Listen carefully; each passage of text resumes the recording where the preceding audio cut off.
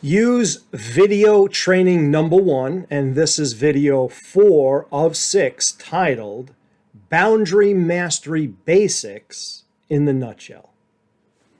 Namaste.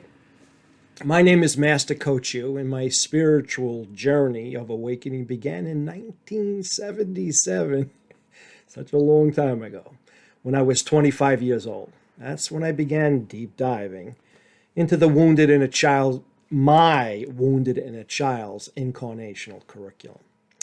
During these decades, I gave away what I most needed to learn and heal. And it's my hope that this information that I'm sharing, you'll emotionalize it.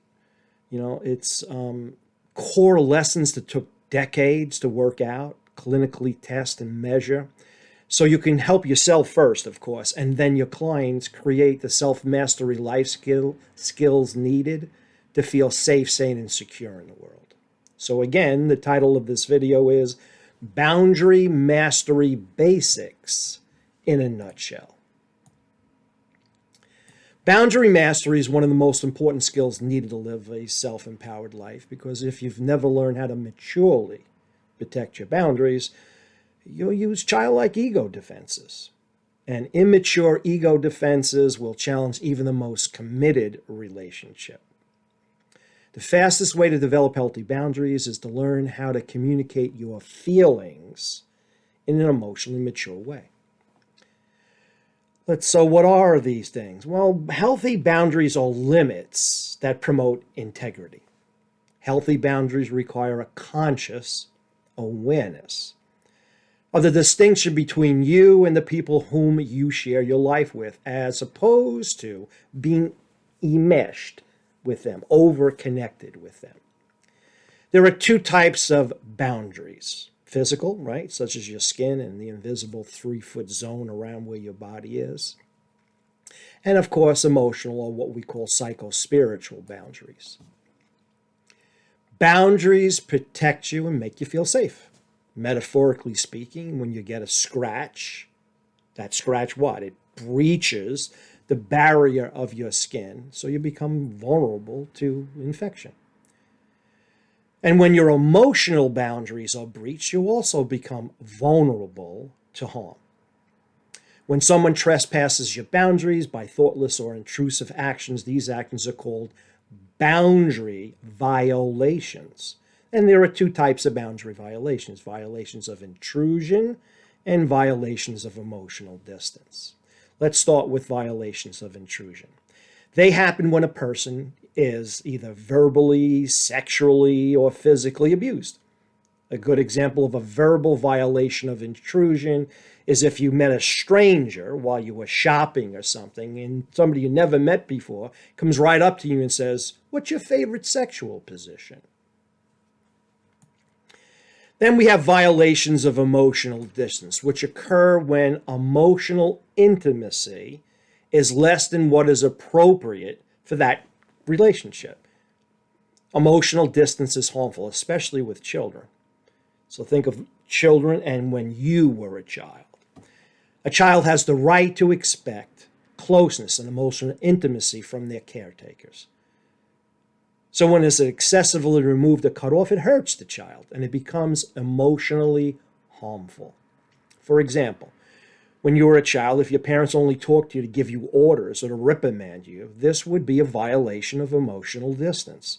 A child needs, now that could be your inner child or a real child, right? But that child needs hugs, affection, and emotional, intimate conversations from their parents, co-workers, friends, whatever, if they're adults, in order to feel safe and secure in the world.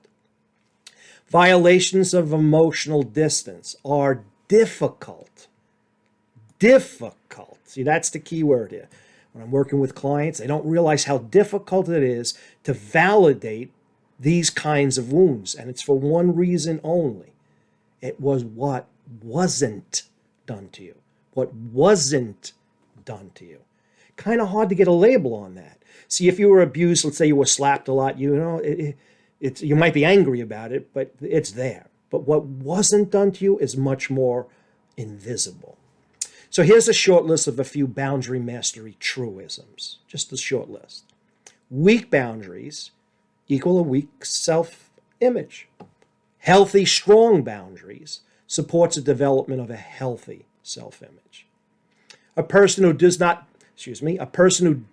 not know how to maturely protect their boundaries will resort to using, like I mentioned before, childlike ego defense mechanisms, like withdrawal, enmeshment, or verbal abuse in an attempt to defend themselves.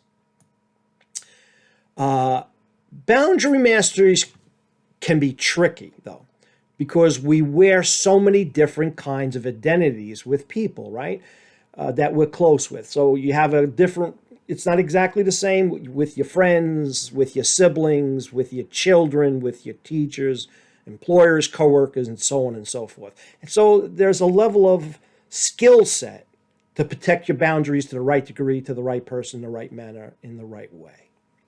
But often it's hard to judge what is and what is not appropriate when it comes to boundary behavior, because what is needed in the training of yourself and then your clients is that boundaries have to be flexible yet firm.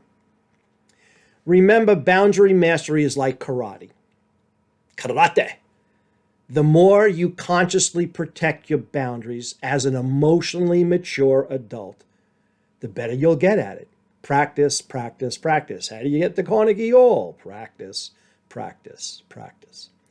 In the next video, I will share with you the 3 core elements needed to protect your boundaries. If you resonated with what I shared today, my Spiritual Life Coaching School Holistic Learning Center has a free transformational course where you can experience clinically proven psycho-spiritual coaching exercises like the ones we discussed here that I've been working on with my staff since 1993.